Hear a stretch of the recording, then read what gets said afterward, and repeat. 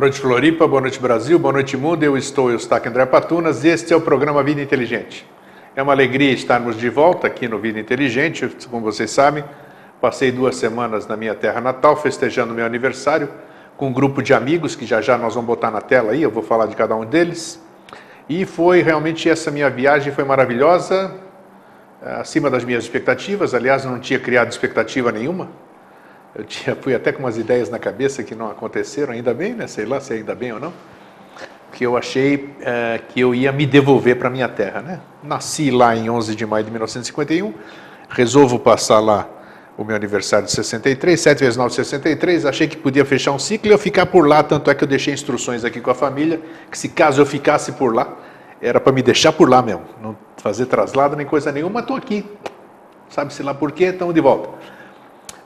O Vida Inteligente esteve lá, essa camisa esteve, não essa aqui, né, outra, esteve em muitos lugares ali, andei compartilhando com vocês, esteve na Acrópole, esteve em Epidauro, esteve em Delfos, esteve em tudo quanto é lugar, só não deu para transmitir o Vida Inteligente porque a internet lá é difícil na Grécia, né? Talvez pela situação econômica, ou ela é cobrada, não era o problema de ser cobrada, mas era muito difícil a gente conseguir. Então até pensei em transmitir meu aniversário ao vivo, nós estávamos lá em Santorini, fizemos uma festa entre nós lá, mas não teve condição de transmitir. Mas a forma de transmitir foi passar todas aquelas informações, aquelas fotos diárias, e que muita gente sabe que participaram e viajaram conosco. Então gostaria de mostrar para vocês a minha turma e apresentar, essa turma maravilhosa que foi meu presente de aniversário, está todo mundo ali, está a Janete, 2 pessoas, essas 2 mulheres do lado esquerdo são brasileiras, sim, é muito brasileiro lá, muito brasileiro mesmo. Gente de Curitiba, uma excursão inteira de Curitiba, essas 2 pessoas, essas 2 mulheres nós conhecemos ali, ouviram português, está o Sidney, eu, embaixo a Catarina, a Aide, a Roseli, a Eliette, a Isabel, o Carlos, puxa vida, olha só como foi os nomes, o Jairo, já vai voltar, a Shirley, a Luciana, o Wedley, quem mais? Nossa Senhora, está aqui, isso. A Catarina, que eu enchi todo mundo com o nome da Catarina, e lá em cima o casal de Pietro, né? Isso aí, foi muito gostoso. Isso aqui é numa praia lá de Mykonos, né? Que é Paradise, uma das praias, então tá aí. Foi bacana a gente estar junto. E mais 2 pessoas, né, que vieram foi a Yara e a Jane, aquela que manda chocolate, mandou chocolate para mim e para o Jorge, né, me deu chocolate de novo de presente de aniversário, né, a da Suíça, né, as 2 foram da Suíça e passaram 2 dias com a gente e foram embora lá. Então foi uma experiência agradabilíssima, foi muito rico, é uma experiência toda pessoal, acho que é um trabalho pessoal. Valeu a pena, valeu e quem sabe a gente repete, né? Foi muito bom eu estar de volta na minha terra, todo mundo me perguntava como é que estava o Brasil, eu dizia que estava bem, que também a Grécia ia ficar bem, dando um alento também para todas aquelas pessoas que conversavam comigo, né? Já disse que a Grécia já passou dentro da sua história por situações terríveis, né? Situações nesses milênios, tudo, apesar de toda essa história bonita que ela tem e tal, ela passou, não foi fácil ela chegar até hoje aqui. Teve guerras, teve genocídios, teve uma série de coisas aí, inclusive a ocupação otomana, 300 anos, tal, e sempre se ressurgiu, sempre se reergueu, e dessa vez não vai ser diferente, com essa mensagem que eu passei para os meus compatriotas. Bem, independente disso, é um prazer estarmos aqui então, novamente, para a gente seguir até onde tiver que seguir, e o tema que se apresentou hoje, era para ser, né, seu Jorge Antônio Ouro, nós íamos falar, tínhamos prometido aqui, eu havia anunciado, que nós íamos falar sobre... Não diz outro assunto, só um outro assunto. Outro assunto, vai pedir uns dias para daí... Isso, então, mas é porque eu tinha anunciado o tema, né? Já? Já tinha, embriogênese, né? Só que o Jorge vai fazer, é interessante, já vai falar sobre isso, ele quer fazer uma ilustração sobre o que vai ser falado, então pediu que a gente colocasse mais para frente esse assunto, daqui a 15 dias. A gente coloca para ter tempo de ele mostrar, poder ilustrar isso aqui, nada mais justo, e aí resolvemos falar sobre uma coisa que está muito em voga hoje no planeta inteiro. O planeta inteiro, que é uma palavrinha chamada ódio, né? Ódio, essa palavra que É uma palavra muito tênue, que você confunde ódio com amor, nossa, não dá nem para dividir ali. A pessoa que está amando, de repente está odiando, né? Aquela pessoa que se amavam, de repente se odeiam. E o mais interessante, antes de eu dar boa noite para o Jorge, né? E passar a palavra para ele, o mais interessante é que esse ódio não está lá onde a gente só vê na televisão, nessas coisas que vocês viram. Ela está entre, e é assim que eu quero, estou curioso hoje, né, porque eu vou ouvir do meu irmão aqui, ela está entre os espiritualistas, né? Esse ódio está vivo dentro dos espiritualistas e dos pseudo-espiritualistas também. É interessante, por que será isso, né? As pessoas que buscam esse caminho e toda essa coisa ali, são as pessoas que mais têm ódio dentro de si. É uma coisa natural que está se aflorando para ser trabalhada e não é impressão minha. Isso é o que eu vivo isso aqui, nossa, não sei quantas, 4 décadas pelo menos, ou mais. Então eu percebo isso. E se eu percebo é porque está em mim também, óbvio, né? Então isso também, às vezes eu não sei se eu odeio, mas às vezes eu tenho raiva. A raiva e ódio eu não sei se tem divisão ou não. Então tá aí, boa noite, Jorge, como é que você está? Viajou comigo para a Grécia ou não? Não, deu. Não, viajou comigo pelo menos as fotografias. Isso Sim, eu vi algumas fotografias lá no Facebook. Você sabe que você quebrou um recorde hoje, essa semana, no Facebook, na comunidade Vida Inteligente, né? Você contou, Contei para você hoje. Todo mundo sabe, né? Chegou lá, nós estávamos felizes, assim, de nos revermos. Eu falei, Jorge, vem cá, vamos bater uma fotografia. Aí ele bateu uma fotografia sorrindo e fazendo assim, pronto. Quase 500 curtidas ali. Tá vendo como o pessoal gosta de ver você sorrindo? Pô? É porque o sorriso, ele é assim, boa noite a todos, é muito bom estar de volta aqui. Eu já vou comentar uma coisa que você falou antes, mas é que assim, então, a diferença entre a madeira e o granito com relação à consciência, o granito, ele é mais difícil de ser dissolvido pelo fogo, vamos tomar o fogo como padrão, né? Ele é mais difícil de ser dissolvido pelo fogo porque o fogo que é aplicado externamente, ele tem que se igualar ao fogo que ele tem potencial, então ele tem muito mais consciência em potencial do que materializada. Sim.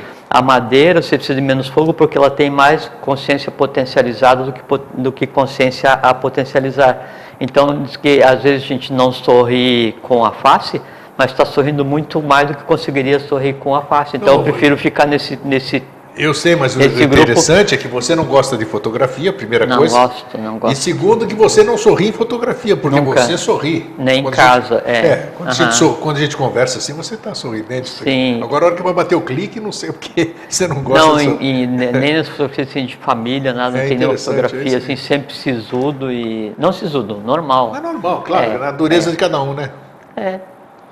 Queria comentar uma coisa que você falou, de você pensou que ia ficar na Grécia, essas coisas assim. Mas é verdade mesmo. Não, tem instruções para o meu filho mais velho, inclusive, e tudo. Mas como meu pai fazia sempre. Não, eu sabia que isso não ia acontecer, porque uma vez feita a opção, mesmo você tendo pouca idade de vir para o Brasil, isso é uma opção, né?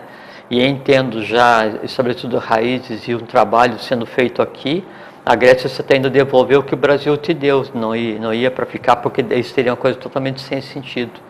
O que acontece assim, lá te emprestou o corpo físico, e o corpo físico ele muda a cada respiração. A gente tem a matéria básica, né, que ela é gerada, e aí aqui é transformado, mas com um lastro, uma âncora lá, foi onde se iniciou.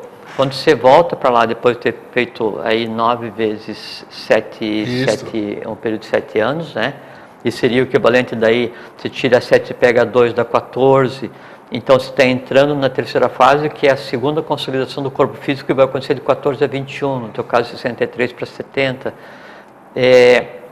Você vai devolver a experienciação, a experiência, o que você é hoje, em termos de evolucionário, em termos de corpo físico, para aquele lugar onde você foi, onde houve a ideação original que você optou por nascer. Então é devolver e voltar. Só que tem essa questão.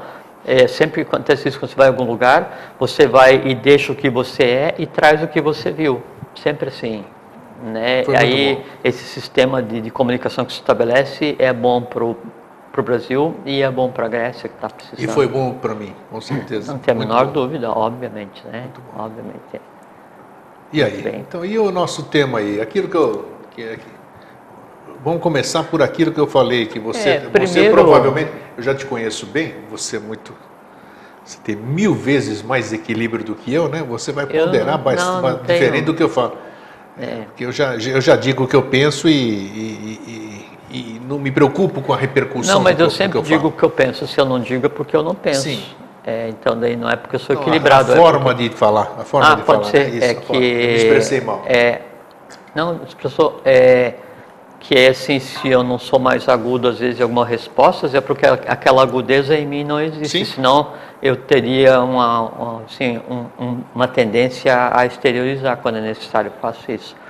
Mas eu só queria comentar 2 termos que você usou, e que daí acho que cabe um comentário e uma reparação, que é o espiritualista e o pseudo-espiritualista. Exatamente. Não sei se pode se usar o termo pseudo, porque cada um é espiritualista na medida da sua capacidade e na medida do seu melhor. Então, para aquela pessoa, se ela passa a vida adorando duendes, ou se ela está em uma religião desses que são estruturas de poder, aquilo para ela é o máximo da consciência possível e ela está tentando evoluir dentro dos 3 caminhos de evolução que você vai fazer através do conhecimento, da devoção, do sofrimento. Né? Ela está tentando evoluir como um místico devocional, com um nível de consciência que lhe compete, né? E aí com o tempo vai perceber o erro. Então, todos são espiritualistas, né? E se você fica numa posição externa para julgar, né? Aí pode ser que você esteja usando um rigor demasiado ou desnecessário, porque daí aquela pessoa está fazendo o que é o possível, o seu melhor.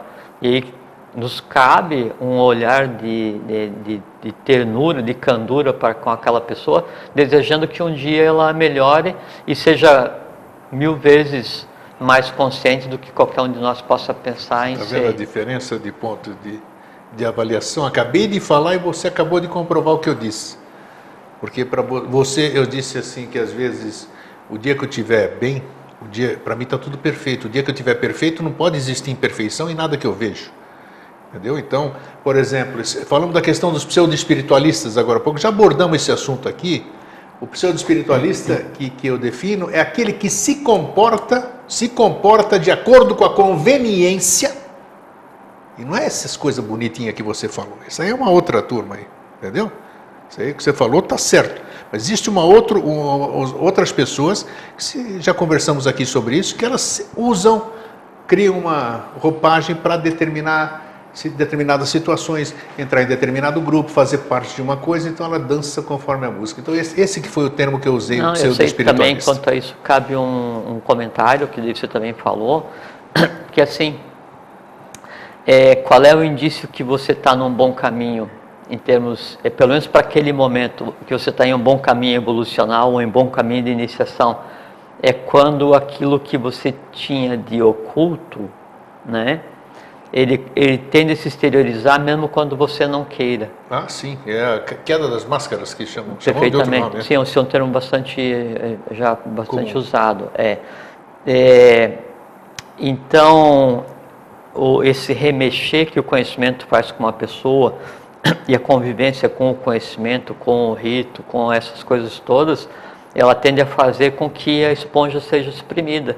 E o que você tenha de oculto, aquilo que você sabia que tinha em você, aquilo que você não sabia que tinha em você, esse tipo de coisa, ele tende a se exteriorizar. Aí é que vem, né, através da diferença de abordagem, é que assim, quando a pessoa é exprimida pelo processo de iniciação, pelo conhecimento, isso vai se exteriorizar, eu vejo como um fato positivo. Porque aí aquele erro, se está na pessoa, era uma nidana que veio para se resolver. E a única ela forma, aparecendo, está se manifestando. Perfeitamente. A única forma de um erro se resolver é ele ocorrendo. E ele pode ocorrer e ser resolvido antes de se tornar um ato, não é? Ou ele pode ser resolvido depois de ter se tornado um ato em não se repetir. Então eu vou tender a errar. Eu disse, não vou fazer isso. Resolvi, esse erro nunca mais vai ser o mesmo em mim. Eu vou errar, não tenho nenhum bloqueio, né? E não estou exercitando a vontade, eu erro, eu vou e faço o ato, ou digo, faço, eu erro. E daí eu penso assim, puxa, eu não precisava. Sim, isso Nessa acontece análise muito, do erro cometido, né, há uma sublimação, porque o erro... Conhecimento, né? Perfeitamente, porque o erro que daí em mim existe, caso ele venha acontecer de novo, ele jamais vai ser igual ao que ele era antes do primeiro evento. Sem dúvida Ele alguma. sempre vai estar enfraquecido. O que pode acontecer daí é eu precisar de vários erros para sublimá-lo, o que em si já é um erro, que mostra fraqueza, né? Ou resolver na primeira exteriorização, na primeira tentativa de exteriorização. Aí está sublimado, e essa é uma das razões da vida, é resolver as tendências negativas que cada um traz de berço. Isso é nobre, Né? isso é... Não, isso isso é um trabalho a ser feito. Com certeza. E é um trabalho que implica em ter coragem de admitir os próprios erros e não, assim, eu errei, ou eu quase errei. Aí eu faço de conta que não errei, faço de conta que não quase errei, e eu fico exercendo a função de juiz, de júri, de carrasco para comigo mesmo. Puxa, mas eu não devia, não sei o que e tal. Mas de uma maneira assim superficial, né? E o erro vai acontecer de novo. Aí aquilo não tem nenhum valor evolucional, e ao contrário, ele tende a agregar similares, fazendo com que esse erro se potencialize e depois ele se torne quase um hábito, e aí tornou um hábito, mais difícil fica resolver. mais complexo para resolver. Isso aí, tá? Perfeito. E nessa categoria se enquadram aí todas as emoções que cada um possa ter. Então, resolvemos. Sim? É o ódio. Ódio. Palavra forte, limítrofe com amor, eu acho, né? Porque todo mundo que um dia amou e não se deu bem no fim, acabou com a relação. Não, aí era paixão, não era amor. O amor jamais vai se transformar em ódio. Já falamos paixão, sobre sim, isso, né? Mas as pessoas na hora disso, elas não querem nem saber se era amor, se era paixão, eles já odeiam e já ficam... É porque tem a paixão, né? Que a paixão ela envolve um não uso da racionalidade e envolve a necessidade da posse para atender todos os desejos. A paixão é um somatório de desejos e expectativas de spectrum. Eu vejo naquela pessoa tudo que eu acho que ela poderia fazer por mim, de felicidade que ela projeções, ia me dar, né? E aquilo então alimenta todos os desejos que eu tenho. Esse conglomerado gera o que se conceitua como paixão, se obstrui a racionalidade e passa a viver entre o astral e o instinto, né? E essa paixão, ela inclui, tem como base a posse, onde a paixão exteriorizada como posse gerar o que se chama de ciúme, né? E aí vai, né? Sim, sim.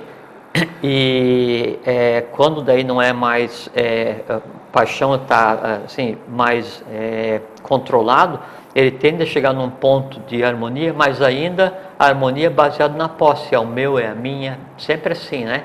Isso se aplica também até o amor, entre aspas, né? O chama de amor maternal, ou paternal, ou fraterno, onde você diz, não, é o meu irmão, é o meu filho, é minha filha. É sempre então, condicional, né? Sempre condicional. Sempre é o meu, condicional, e estabelece uma reciprocidade. Então, é a minha filha, eu amo a minha filha e ela também me ama. Se ela para de me amar, eu vou parar. Então, ainda assim... Não é amor, é uma troca de coisas mais ou menos, emoções mais ou menos, mas envolve o que se conceitua como posse. Quanto menos pontual é o objeto, né, ou o ser que você pensa amar, ou que você tem uma emoção que você chama de amar, então quanto menos pontual, maior é a possibilidade de existir o amor. Então, assim, se é para um, é paixão. Na medida em que daí isso vai se expandindo, então ele tende realmente ao amor. Então, você diz assim, não, eu amo a humanidade, pode ser verdade. Eu amo aquela pessoa, é muito provável que não seja verdade. Né? Porque para um é paixão, para o todo. Então, quanto mais difuso é o objeto do amor, mais verdadeiro pode ser o amor, até que chegue àquele ponto em que ultrapasse o amor, chegue no amor fraterno. É como a questão da relação pai e filho. Então tem um momento que é o pai divino, que é aquele assim, você pega e você dá a gênese, né? E aí você ajuda a cuidar, pai e mãe, né? E ama e tal, até que o filho chega numa idade em que vai ter autonomia. Daí o pai perde aquele ambiente, aquela troca afetiva, e aí deixa de ser um pai divino, carinhoso, paciente, que cuida das coisas assim, e passa a ser um pai humano que vai conviver com o ciúme que o filho vai ter uma namorada, que a filha vai ter um namorado, a pessoa do filho vir a casar e sair de casa, então vai trabalhar com a perda, passa a ser um pai humano, convivendo com essas dificuldades e esses medos, essas expectativas de perda daquilo que era o objeto da sua adoração, atenção ou amor até então, né? Essa é a segunda fase do pai humano. Quando então daí a pessoa percebe que a função não é pai divino, não é pai humano, e aí consegue conceber aquele que ele gerou como um irmão, né? Aí então sim chega num ponto em que a fraternidade se considera aquele que era teu filho pequeno, que era teu filho que saiu, como teu irmão de humanidade. Ele se chegou num equilíbrio. A paixão é exatamente assim, o ódio. Tá, agora é isso aí. Você chegou lá onde, como as coisas deveriam ser, né? Sim. Exatamente isso. Agora, existe a outra parte, a outra questão, que é o que vem a ser, vamos falar o ódio, todo mundo que sabe o que é ódio, que já odiou alguma coisa, eu odeio, odiei, não, odeio isso. Sabe o que é ódio. Então, eu acho que nem sabe o que está falando, né? Mas, o que é o ódio? Vamos falar sobre os dois aspectos, sobre o tal do aspecto oculto, né? Só sobre o oculto. Então, e depois vamos ver no humano aqui, como é que é. Então, assim, ó, primeiro, quando se fala assim, o nome de alguma... Não existe nada que não tenha um nome, nem nome que não seja ligado a alguma coisa, né? Então, sempre está... Então, quando você fala assim, paz, você sabe o que é paz? É um estado, né, original. Quando se fala paixão, é um estado original, alguém com relação a alguma coisa. Amor, fraterno que seja, é um estado original, é um ser que existe em si. O ódio, ele ocultamente ele é um artifício, porque o ódio em si, ele nunca foi criado. Vamos partir chegar num ponto onde isso foi criado do zero, né? Aquele momento assim, não existia essa sensação, essa emoção, e foi criado a partir de então. O ódio ele não foi criado assim do zero, não existiu. Tudo tem um fator motivador, né? Não pode? Sim, já vamos chegar, quer ver? Então, não existiu um momento em que daí alguém brigou com alguém e falou assim, eu odeio você. Né? Porque o ódio em si, ele não existe. O que existe, assim, é um conglomerado de emoções negativas que em si tem o nome de ódio. Então, se você fala uma emoção qualquer, ela pode considerar como um ente astral, um egrégora, se quiser, né? Um ser. Quando você fala ódio, né, aí ele não é um ente, ele é um conjunto de entes. O ódio é egrégora, a emoção em si é um ente. Porque assim,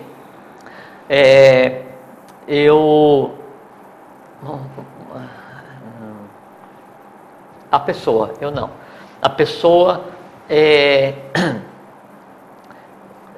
brigou um dia com o seu chefe no trabalho. E aí discordaram por uma razão qualquer, isso gerou uma não empatia, uma antipatia, não é? Aí, por conta disso, então o chefe começou a oprimir esse seu funcionário, de obprimerê, premere é que o premere é premer para baixo com o peso do corpo, né? E o ob é fazer pressão. Então começou a pressionar, a oprimir aquele funcionário de uma maneira ou de outra dentro do trabalho. Aí aquilo que era antipatia, né, começou a se transformar em aversão. E essa aversão foi cultivada porque no dia a dia ele tinha que ir para o trabalho, ele precisava ir para o trabalho, ele tinha que aguentar aquele que mandava nele e ele não gostava, né? E então era antipatia, virou aversão. Aí se transforma numa aversão profunda. Aí essa aversão profunda vai se transformar em raiva por qualquer pequena coisa que o outro faça. Essa raiva vai se transformar em medo de ser demitido, porque o outro sabe que você tem raiva dele. Então o conjunto de antipatia, aversão, raiva, medo, esses etc. Chega um dia, aí alguém fala assim, e o X que trabalha contigo? Odeio aquele cara. Então o ódio, ele é construído baseado num conglomerado de emoções que cada um tenha com relação a algo ou alguém, e esse conglomerado ele tem que ser alimentado permanentemente. Então se você odiou, teve um problema qualquer com alguém e esqueceu, deixou de lado, isso muito provavelmente não vai se transformar num ódio, porque o ódio tem que ser alimentado todos os dias. Então ele tem que ser alimentado e ele tem que ter um certo tempo de existência na pessoa. Então, se eu tenho um conjunto de não empatias, quaisquer que sejam, e isso é alimentado todos os dias, e isso se prolonga com o tempo, aí então ele se transforma em algo que a gente pode chamar de ódio. Isso que é o ódio. Então ele é um conglomerado de coisas que em cada um existe. Porque assim, se alguém te fechou no trânsito, você não vai odiar o camarada porque ele te fechou no trânsito. Agora, se o mesmo camarada vem todos os dias, te fecha no trânsito, né, e aí você vai descobrir que na verdade ele trabalha contigo, não sei o que e tal, aí isso vai.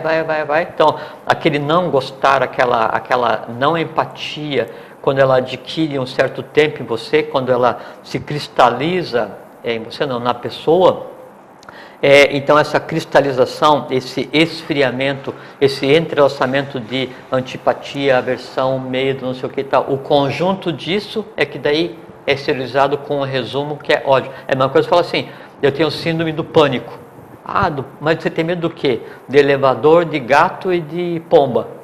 Né? Aí, mas eu também tenho síndrome do pânico. E você tem medo do quê? De avião, de bicicleta e de pica-pau. Né? Então, a gente deu o mesmo nome para um conjunto diferente de coisa. O ódio é exatamente a mesma coisa. Quando você fala, eu tenho ódio, e você veja como é que é. Eu tenho ódio, que assim, você está admitindo que o ódio existe em você.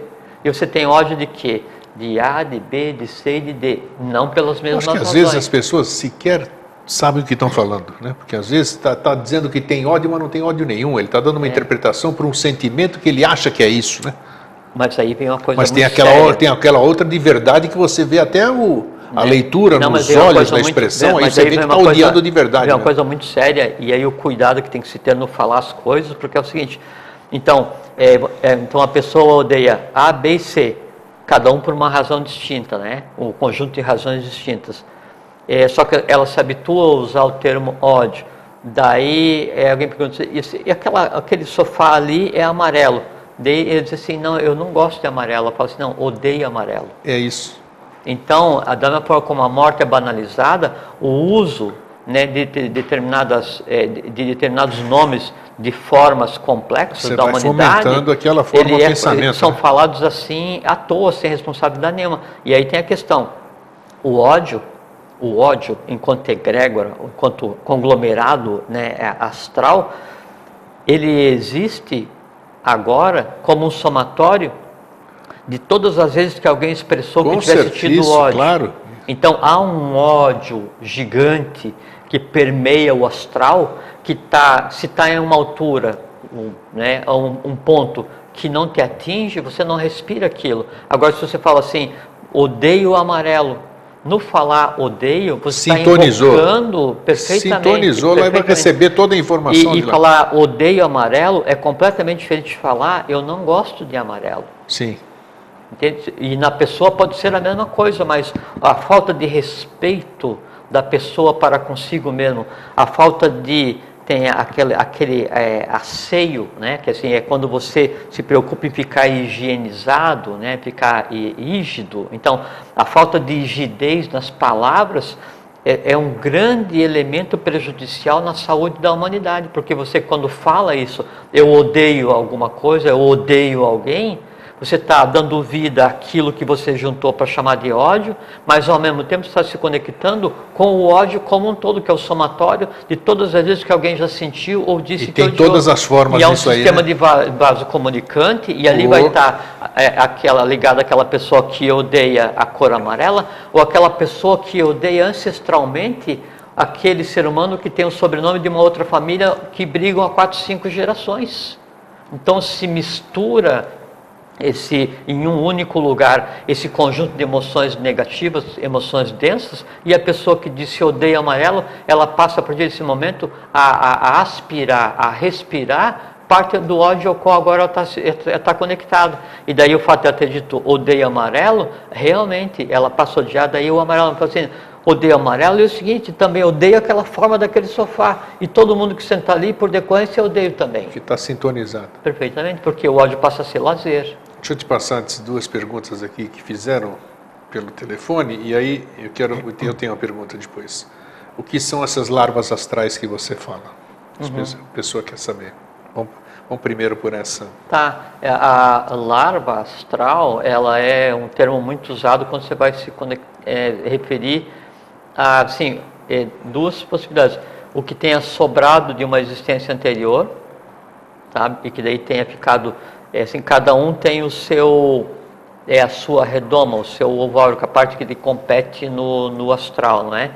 Se alguma coisa fica fora desse ambiente perambulando, né, pode-se usar esse termo larva astral. Ou também pode-se usar, eu pelo menos me refiro dessa maneira, aquilo que seja uma potencial fonte de doença, um devata, né, que no astral representa aquilo que, se conectado com o vital de alguém, vai gerar o que se conceitou como doença. Isso pode se conceituar como larva astral. E veja que daí o termo larva, já associado a isso que tanto mete medo nas pessoas, que são os vermes, porque associa com a morte, a composição do corpo, etc. Tal, ele está ligado com a parte mais densa do astral. Que nós já falamos por ocasião do tema que nós abordamos. Do oprimir, né, do obpremere e do depressão, do depremere, que é assim, fazer pressão para baixo com o corpo. Então, a depressão, quanto mais na depressão está a pessoa, quanto mais nas depressões do astral a pessoa andar, mais ali ela encontra essas coisas indesejáveis. Interessante. Já abordamos isso em outros programas aí? A partir do momento que a pessoa que fez essa pergunta conseguir ver todos os programas, vai ter essas respostas. E por que há pessoas que não gostamos desde a primeira vista? Nós já falamos isso em programa anterior. Lembra da questão da empatia com a antipatia? Você começou a abordar agora? A gente não gosta porque, assim, antes que a gente veja outra pessoa, a gente já viu a outra pessoa. E tudo que há em nós está vendo e sendo visto pela outra pessoa. Então, quando eu vejo a outra pessoa e no primeiro momento eu tenho uma não simpatia, tem alguma coisa nela que está em mim, né? Eu tenho uma não empatia, uma antipatia, uma não simpatia, significa o seguinte: o que há naquela pessoa que me incomoda. Óbvio. Né? E o seguinte, que tipo de ligação eu posso ter com aquela pessoa que, mesmo sem ela ter me feito nada, eu tendo visto pela primeira vez, isso me causa um incômodo físico. Às vezes até parecida com alguém que já realmente te incomodou, né? E você não... Você pode ter várias associações, claro. A pessoa está vestida com amarelo, mas eu odeio o sofá amarelo. E daí, exatamente. Ou não tem explicação parece nenhuma. Parece o tecido do sofá, a blusa da pessoa. Uma antipatia, né? Uma não empatia. Ou eu me sinto ameaçado na presença daquela pessoa, ou eu não me sinto confortável do ponto de vista físico, quer dizer, astral, invisível, perante aquela pessoa. Aí fica o questionamento e cabe, isso é uma grande oportunidade. Se eu vejo alguém pela primeira vez e eu vejo que ali tem uma potencial ameaça, né, ao que eu gostaria que fosse o meu mundo, a primeira sensação é de curiosidade, assim, o que há nessa pessoa que me causa essa sensação? É uma boa oportunidade para daí analisar, sublimar, porque isso é aprendizado, é uma oportunidade assim... Mas sabe? É o mais difícil, né, de você... aceitar de que o que você está vendo naquilo lá é reflexo teu, né? Sem dúvida. Porque, assim, se você vê a pessoa com uma camiseta escrito em César, aqui alguma coisa, e a pessoa diz assim, você é um chato, escrito em César, e aí você vai ler e você se sente aborrecido, se não chato é você, é porque aquela linguagem está em você. Senão, se você vai ler e não entende aquilo, nossa, que camiseta passarinho linda. Indiferente, exatamente. Então, isso. Sempre tem que ver isso, e é uma boa oportunidade. Agora, daí tem a questão, aquela pessoa me causa antipatia, né, assim, gratuitamente, que assim, não há nenhuma razão, me causa antipatia. Aí eu vou evitá-la, né, quer dizer, eu vou deixar que aí assim, o que há de instintivo em mim evite aquela pessoa, ou pelo menos tentar analisar para aprender com aquilo e depois seguir meu caminho. Eu acho que a segunda alternativa é mais... Isso me lembra, fez voltar 73, por aí, 73 são quase 41 anos atrás. Eu morava numa república que fazia faculdade e de vez em quando alguém, um alemão, entrava em estado alterado de consciência. Eu estou rindo aqui, mas não era para rir, não. Rapaz, e ele cismava com alguém da República também. Durante o dia não tinha problema nenhum, mas quando esse alemão entrava em estado alterado, ele odiava aquela outra pessoa. Você está vendo que exatamente nós estamos falando da antipatia, de repente essa antipatia pode virar ódio. E eu via isso acontecer. Então, esse tipo de antipatia pode chegar realmente no ódio, de você encontrar uma pessoa claro que... Pode, mas aí veja que é um conjunto de coisas. Às vezes o ódio, nesse caso... Veja só o que precisa ser potencializado para chegar às vezes nível. acontece assim, a outra pessoa, ela tem um elemento qualquer em si, um catalisador, que é perto de você, faz com que em você seja despertado aquilo que você não quer exteriorizar. Aí você se afasta daquela outra pessoa, mas é por medo... Por medo que ela de consiga, não deixar isso. é que ela o provoque a tal maneira que você tenha que reagir de uma maneira que você não deseja. Então você se afasta. Só que é a questão do aprendizado, né? Assim, que medo que há em mim, né, com relação àquela pessoa. Aí não, o medo que eu tenho é que daí isso que em mim existe se exteriorize. Ótima oportunidade para resolver isso que em mim existe e que não vai precisar se exteriorizar. Sempre acontece assim. E o ódio, então, é essa grande máscara, né, que tende a juntar tudo e às vezes serve só como uma barreira de proteção. Hoje em dia não, já faz tempo, muitos médicos, muitos cientistas escreveram sobre os nossos comportamentos e aquilo que nós chamamos sobre doenças físicas, né? O que o ódio provoca no corpo físico de quem odeia? Bom, primeiro para que você diga assim, eu odeio alguém, eu tenho ódio por aquela pessoa ou por aquilo, esse ódio ele tem que estar sendo mantido vivo. Alimentado. E a fonte de alimentação, a gente sempre conversa aqui, ela é uma só, é o baço, né? E aí, se eu tenho um conglomerado de coisas que eu odeio, sobra muito pouco vitalidade, muito pouca energia para eu poder amar alguém ou alguma coisa, porque a pilha é uma só. Ou eu vou gastar para odiar, ou vou gastar para amar. Primeira coisa, desgaste físico. Segundo, um ódio muito intenso, né? Aí, como é que é o termo? Tem um termo que usa que é cegar a razão, é deixar a pessoa cega com relação à razão. Não consigo ver. O ódio muito intenso, ele causa um resfriamento, né, das regiões onde poderiam se manifestar, regiões mais elevadas do emocional, do astral das pessoas, onde podia se manifestar a razão, e a pessoa vive em função desse ódio intenso. Então, esse ódio obcecar. Obsessivo, né? Exatamente. Então, obcecar é tornar alguém cego do ponto de vista da razão. E aí, quando então esse ódio ele é tão intenso que você passa a viver em função desse ódio, tudo ou mais é esquecido e a tua vida é direcionada para isso. O custo físico, né, fisiológico, ele é considerável porque esse prêmere, essa opressão, né, essa depressão e a opressão, que é o prêmere, que é assim, essa batida constante, esse atrito que você vai gerar no teu próprio corpo para alimentar e deixar entrelaçado aquelas formas convulsionadas, porque daí você tem raiva, medo, antipatia, desprezo, tudo, e você chama isso de ódio, quer dizer, você encapsula e diz, meu ódio, então você manteve aquilo preso às custas da tua própria vida, né, e alimenta. Isso convulsiona o teu astral e acorda tudo que tudo que é de ruim, que possa estar dormente, esperando o seu tempo ser resolvido, isso tende a se exteriorizar, a vida convulsiona, né, aí teu corpo físico fica esgotado, o teu corpo vital, né, não tem fluxo, o teu sistema endócrino fica prejudicado, porque você começa a segregar a bilis negra, né, que tem as 3 formas de bilis, e aí, quando acontece isso, aí pode haver pequenas fissuras daí na rede vital. Nessas fissuras da rede vital, e pelo fato de você estar navegando nessas depressões do astral, onde existe esse entrelaçamento de ódio, ali é que existem as lavras astrais, ou os devatas de doenças, e a doença por ali entra, e aí você adoece. Dizem, né, os livros dizem, muitos livros dizem, não se pode comprovar, né, não tem comprovação científica, digamos assim, por enquanto, mas diz que uma das doenças mais terríveis do ser humano, que mata e mata gente pra caramba, que é o câncer, uma das origens é o ódio. Sim, sem dúvida. E daí não é só o câncer, ele é chamado por alguns médicos de tristeza da célula, né?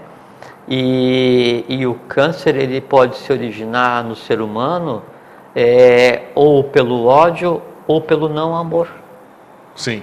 Porque quanto mais você respira amor fraterno, felicidade, bem-estar, paciência, fraternidade, então é assim, é que daí mais, sabe, o Atadharma Meru, até onde a vista alcança o teu, nesse caso ele é quase no Atadharma Meru da própria Terra, que é o que nos cerca, sabe? Então assim, você respira aquela coisa mais leve, e quanto mais você se mete nos buracos ocultos, né, que a humanidade própria construiu, mais coisa pastosa e mais veneno você vai misturar. A inteligência que move cada uma célula, cada um átomo, cada molécula, cada coisa que existe dentro do átomo é prana. E quanto mais denso é o lugar onde você respira, menos límpido é esse negócio. Então você está tomando água poluída e reclamando porque tua pele está com mancha. Só que se você faz isso a vida inteira, chega um ponto em que a célula perde a inteligência que lhe é inerente. Dentro da questão da embriogênese, que assim, cada célula ela tem uma função específica, né, e ela se desloca para o local específico, e ela tem um comando para multiplique-se, e ela se multiplica e para, porque senão assim o cérebro ficaria do tamanho do mundo, ficaria todo mundo disforme. Então esse multiplique-se e pare, né, é o influxo divino baseado em prana que cada um recebe a cada respiração. E quanto mais alto você respira, mais puro é o que você coloca no teu organismo. E é mais claro é o lugar onde você vive astralmente. Quando você então vive chafurdando, né, nessa questão do ódio, do desamor, do não amor, então falta a energia elétrica básica, forrate, né, para cada um dos componentes do teu organismo, e a célula simplesmente ela perde a inteligência do que lhe compete. Ela começa então a se multiplicar sem saber quando parar, câncer. Aí, por exemplo, assim, você pega, no homem é muito comum, a questão da doença da próstata, né? A próstata no homem é o útero na mulher, né? Então a mulher depois de certa idade ela tende a ter questões no útero para resolver com relação a esses nódulos, essas coisas assim, né? Sem entrar muito no mérito da coisa, né? Se você reparar e você separar em 4 ou 8 partes, né, a região do útero, se separar a próstata em 4 ou 8 partes, da mesma forma que você separar as mamas em 4 ou 8 partes e você vê o lugar onde surgiu o nódulo, você pega a mente, separa em 4 ou 8 partes e vê qual emoção que ali reside, e você vê exatamente qual emoção não aconteceu de forma suficiente em qual época da sua existência, e isso então causa um desamor, né, orgânico, que tende a se manifestar em determinado ponto, e ali então cria um nódulo. Esse nódulo, se não tratado, ele vai se propagar, e é assim daí na mama, é assim. Aí assim, você pega o coração, você teve infarto, né, divide o coração em 4 ou 8 partes, você saber em qual parte aconteceu, superior ou inferior, né, é exatamente o local onde existe aquilo que você não teve o suficiente com relação a amor. Pode ser amor materno, paterno, fraterno dos teus irmãos, da família atual, dos envolvimentos afetivos emocionais que você teve, né, das pessoas que você amou, das que você deveria ter amado, daquelas que você odiou e não precisava poder ter amado. Então, o somatório disso causa resfriamentos orgânicos que vai se manifesta. O corpo, assim, o que acontece fisicamente, ele é só um reflexo do vital. O que acontece no vital é só um reflexo do astral. O que acontece no astral é só um reflexo do que você tem em si mesmo. Porque, assim, o espírito ele colocaria a alma e o corpo físico, né, em um estado de rigidez permanente, 100%. Né, assim, longevidade, qualidade de vida, consciência. Como há um bloqueio do espírito para a alma e da alma para o corpo, baseado no não exercício mínimo da razão, e você vai agir ou baseado só na emoção ou só no instinto, fica a casa da mãe Joana, e o primeiro sintoma na casa da mãe Joana é que cada um faz o que quer, as células fazem o que querem, se multiplicam sem parar, gera doença. E aquilo que eu já te falei em programa anterior, sabe que eu desenvolvo o trabalho com fractais, né? Sim. E onde o câncer aparece, não existe a geometria fractal lá, ou seja, sai da harmonia. Perfeitamente. Sai da harmonia. Perfeitamente. Então, sem da harmonia, não tem jeito realmente de fazer aquilo. Bom. Vamos falar um pouquinho numa questão mais macro. Falamos do ódio a nível pessoal, né? E esse ódio pode ser potencializado. Vamos ampliar ele um pouquinho. Por exemplo, hoje nós estamos convivendo aqui com determinadas situações no país, vamos falar só do nosso país aqui, e que vai desencadeando e vai fomentando, porque tem gente que faz uma coisa, as pessoas entram naquela coisa sem saber que estão entrando, ou então vão apoiar aquilo sem saber o que estão fazendo. Sim. Onde nós podemos chegar, nós estamos falando, começamos a falar de uma coisa micro, né, que está ligado a um macro, porque quando eu falo de alguma coisa, eu estou me ligando à egrégora que você disse. A egrégora é uma coisa grande. Perfeitamente. Então agora nós estamos falando de uma coisa maior ainda, nós estamos em outro nível. Isso, aonde pode chegar, o que pode provocar e como a gente pode modificar isso? Nós estamos falando a nível já mais amplo. Primeiro que assim, uma coisa que é muito interessante, uma bela pergunta, uma bela questão que você coloca, que é o seguinte, é que o ódio, ele é um elemento tão desagregador que o contato com ele subverte a ordem natural de qualquer ser humano e de qualquer situação. Então, o artifício, né, para fazer com que algo ou alguém seja desarticulado ou cause uma instabilidade ou deixar algo ou alguém doente, é fazer com que isso tenha contato com o ódio. Então, o que acontece? Vamos pegar o caso do Brasil. Se você faz com que grande parte da população odeie alguma coisa, né, esse ódio que se instala em cada um e é artificialmente instalado em cada um, porque às vezes não se sabe nem as razões pelas quais, conforme você disse. Então, esse ódio instalado em cada um, ele passa a ser aquilo que você vai respirar todos os dias. E todo dia, daí, quando você vai, né, ver TV, o que seja, esse ódio continua a ser instilado em você.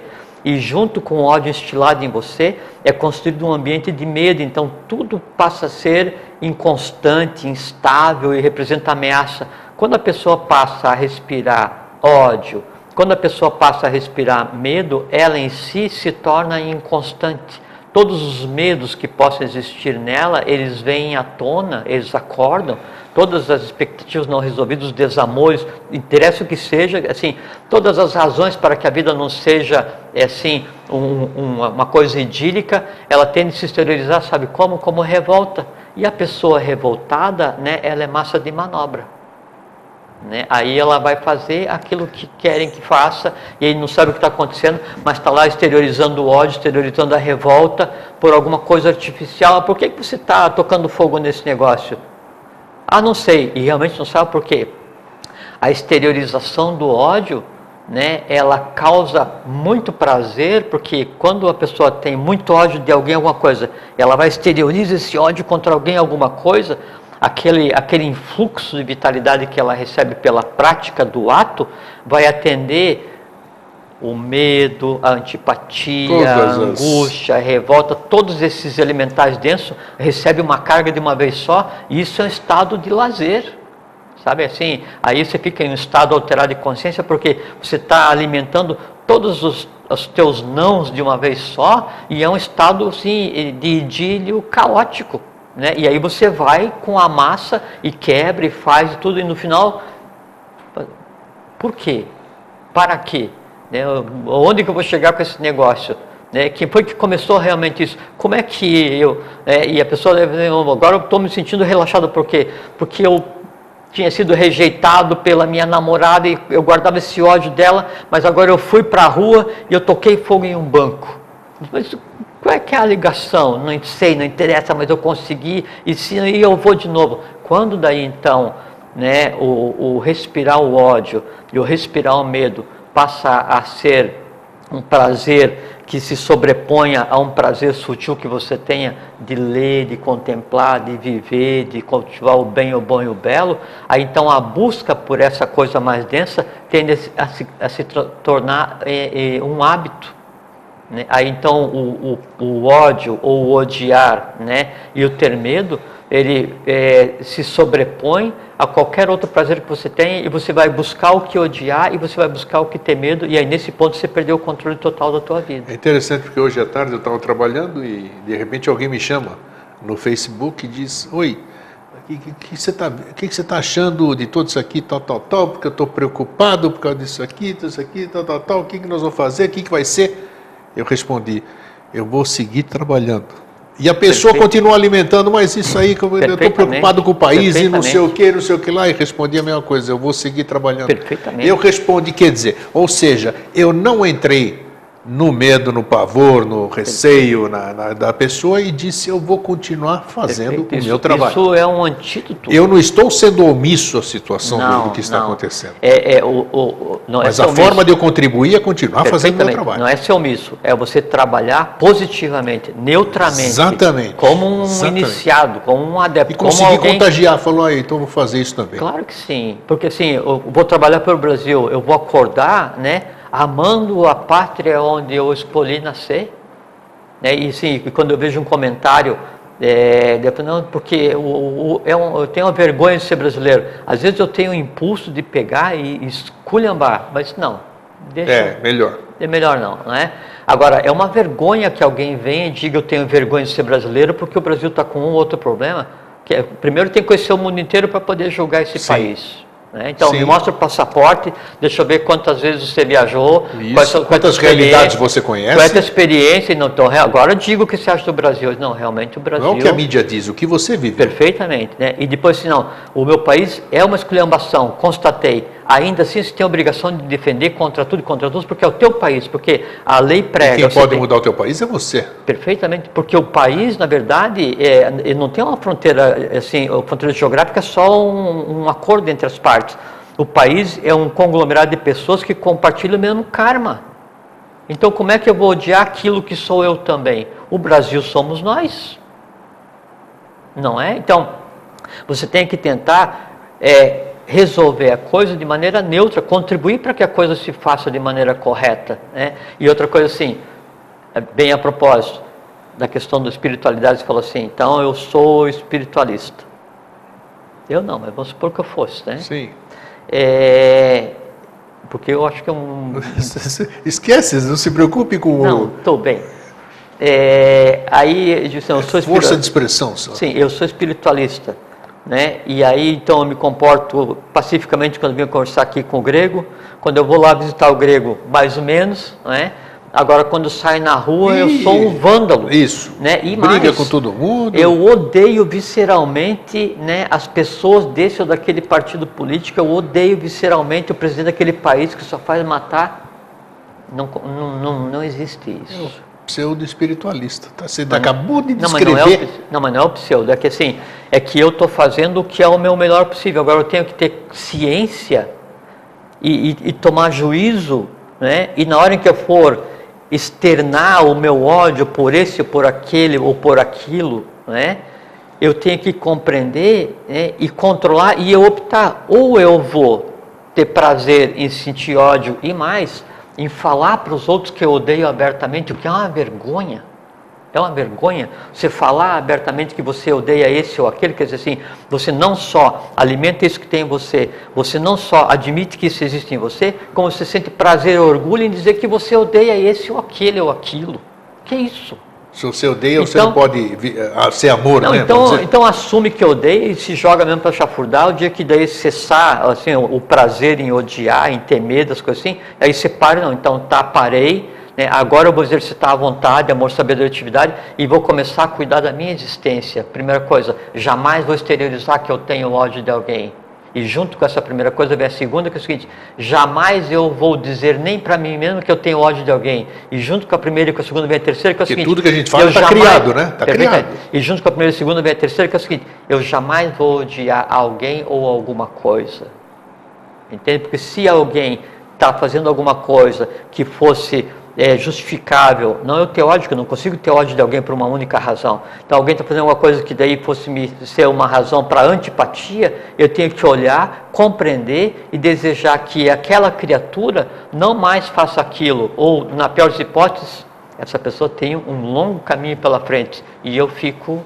Né? A mesma coisa assim, eu venho te contar, grego, eu estava pintando e fiz a maior lambuzeira na parede lá da minha sala e não sei o quê, e com a mão cheia de tinta. Daí quando eu vou botar em você diz, não, espera aí, me conta, mas não me toque. Non me tangere. Isso. Você vê o que está acontecendo e não se envolver.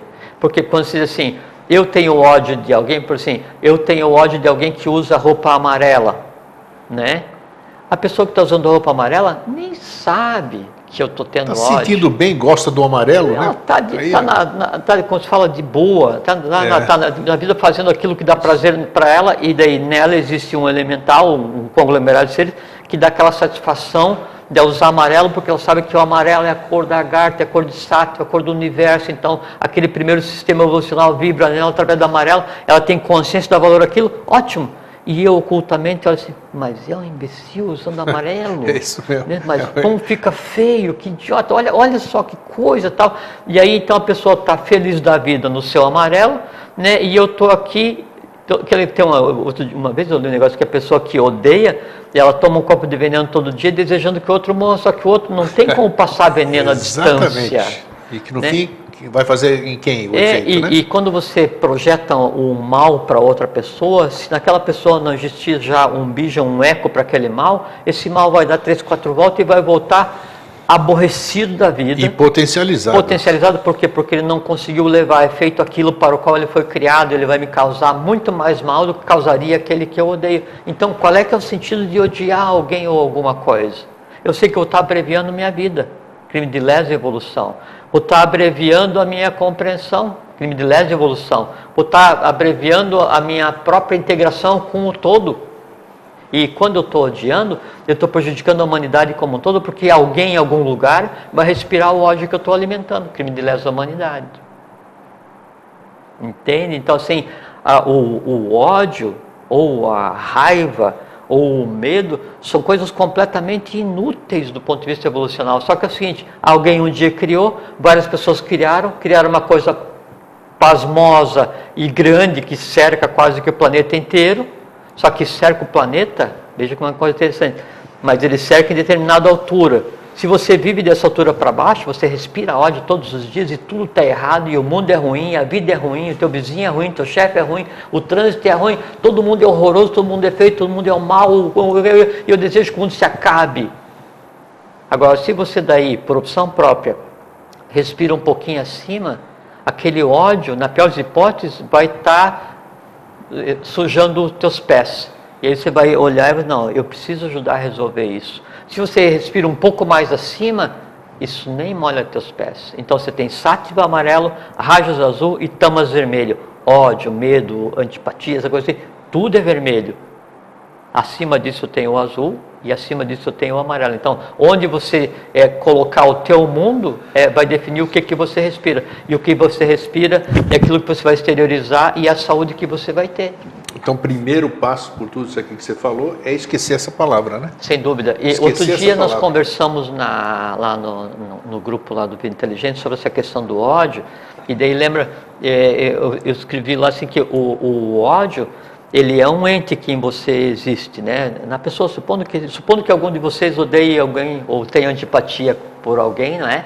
Então, há uma maneira de exteriorizar esse ódio, né? E há uma maneira de resolver fisicamente, sabe, assim, para dar um empuxo para que a pessoa depois consiga sublimar. Então há uma maneira assim de dizer o porquê que odeia e tal, e aí escrever isso, e aí ver o quão patético é aquilo que está escrito, o quão sem sentido é aquilo que está escrito, né? E aí depois entender aquilo e vai e queima o que está escrito. Então há um processo que ajuda a romper um pouco desses liames, para que você não seja um serviçal. Assim, o ódio é como se fosse assim, um grande vampiro que ele vem e tira um pouco de sangue de cada um dos seres humanos a cada dia para se manter vivo eternamente. Em algum momento nós temos que reescrever a história da humanidade, e se começa não alimentando mais o ódio. Então, agora isso aqui ele estava falando, já me lembrou nosso irmão Alvin, que ele fazia exatamente isso todos os dias por todos nós, gente, aqui, ó. Ele escrevia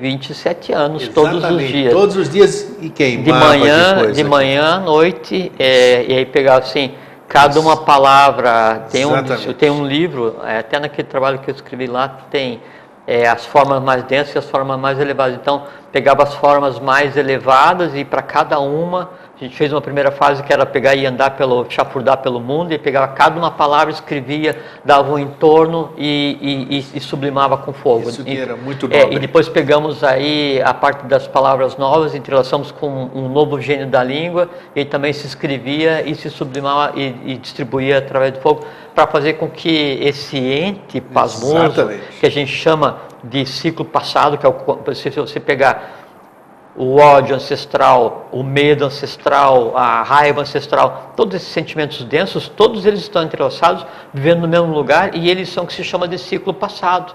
A expressão desse ciclo passado na humanidade é essa coisa confusa que se vê dos países que se deliciam e se alimentam da morte, da peste, da fome, da guerra, como se fossem os cavaleiros caóticos, né, do Apocalipse. E isso em algum momento tem que ser interrompido, e a gente tem que parar de alimentar. Como é que eu paro de alimentar o ódio que existe no mundo? Primeiro eu tenho que parar de alimentar o ódio que existe em mim. E não alimentando o ódio que existe em mim, aqui não mais. Então, e agora isso aqui que eu acabei de dizer, né, que o nosso irmão Alvim fazia isso, né? Então, agora que nós não temos o nosso irmão Alvim, pelo menos aqui com a gente, esse terceiro elemento tem que ser todos nós, todos vocês que estão assistindo a gente, né, fazer esse trabalho que o Alvim fazia sozinho, né? Se cada um fizer a sua parte, a sua parcela, nós vamos continuar fazendo cada um. Porque assim, Grego, antes que a gente consiga... A tarefa que todo mundo deseja, antes né? que a gente consiga dar um passo no mundo, antes a gente tem que ter andado todos os passos em nós mesmos. Isso aí. Antes que eu consiga transformar o mundo 1 milímetro, eu tenho que ter transformado integralmente o meu próprio mundo. Porque a gente não consegue dar para o outro que não tem. Então você não pode tentar pregar fraternidade se em você existe ódio. Não pode tentar pregar felicidade se em você existe tristeza. Pregar a fraternidade e a simpatia ou a empatia se em você existe antipatia por tudo e por todos. Entende? E viver dessa maneira é desperdiçar a existência e nada fica impune. Isso vai ter que ser equilibrado mais cedo ou mais tarde, ou nessa ou em outras existências. Então, até por questão de economia, Exatamente. o professor Henrique de Souza, ele fala assim, nem que fosse por egoísmo, deverias amar os uns aos outros, porque sendo parte de uma única e mesma coisa, quem com ferro fere, com ferro será ferido, e ferindo ao outro está ferindo a si mesmo. Óbvio, né? Então é isso. Gente, estamos em cima da hora aqui, já até passamos um minutinho, para variar, né, Fernando? Então, quero deixar para vocês, uma alegria da gente estar aqui de novo, a alegria de estar com você, Jorge, né? Obrigado, fica verdadeira. A gente expressa sempre essa alegria quando a gente se reencontra, a gente procura passar aqui, as pessoas percebem algo natural e que a gente procura com o nosso trabalho aqui, contagiar, né? Fazer com que as pessoas tenham esse prazer de estar com as outras, uma com as outras, trocar ideias para o bem comum e não individual. E assim sendo, né? Essa escrita do ódio, acho que está lá no grupo do programa do grupo tem, inteligente, tá é lá. O ódio que não existe em mim. Isso, então, tem e está no seu perfil também, que você colocou. Também. Acessem esse texto aí que é maravilhoso. Não é maravilhoso, mas pode ser de certa utilidade, exatamente, né? E fraterno abraço, fiquem em paz, fiquem bem, vivam alegremente, isso não há uma razão, é uma coisa assim, quase inacreditável como a vida é desperdiçada por todos, né? E não era para ser assim. Acho que nós vamos refletir. Fraterno abraço, feliz sempre. Fiquem em paz, fiquem bem, até sempre.